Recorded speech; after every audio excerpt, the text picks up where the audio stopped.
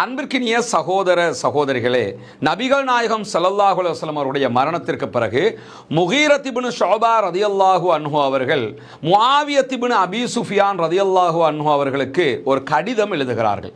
அந்த கடிதத்தில் ஒரு துஆவை எழுதி அனுப்புகிறார்கள்.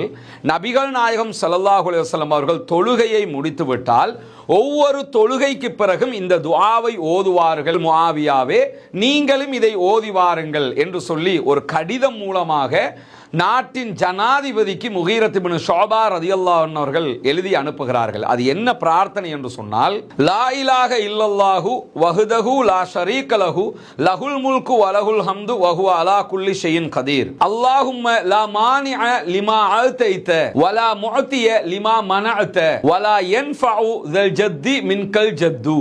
அல்லாஹ்வை தவிர வேறு இறைவன் இல்லை, அவன் தனித்தவன், அவனுக்கு இணையானவன் எவனுமில்லை, ஆட்சி அதிகாரம் அவனுக்கே உரியது, எல்லா புகழும் அவனுக்கே தான் உரியது, அவன் அனைத்து பொருட்களின் மீதும் ஆற்றலுடையவன்.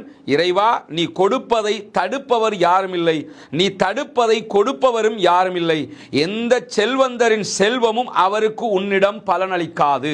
இந்த பிரார்த்தனையை முகீரத் இப்னு ஷுபா ரலியல்லாஹு அன்ஹு அவர்கள் நாட்டின் ஜனாதிபதிக்கு ரசூலுல்லாஹி ஸல்லல்லாஹு அலைஹி வஸல்லம் அவர்கள் இதை கற்றுத்தந்தார்கள். ஒவ்வொரு தொழுகைக்கு பிறகும் இதை ஓதி வாருங்கள் என்று எழுதி அனுப்பினார்கள். சஹீஹுல் புகாரியிலே இந்த நபிமொழியும் பதியப்பட்டிருக்கிறது. இந்த பிரார்த்தனையை ஒவ்வொரு தொழுகைக்கு பிறகும் ஓதி வருவதனூடாக நிறைய அருள் வளங்களை அல்லாஹ்விடமிருந்து பெற்றுக்கொள்வோமாக. வாஹிரு தஅவானா அல்ஹம்துலில்லாஹி ரப்பில் ஆலமீன்.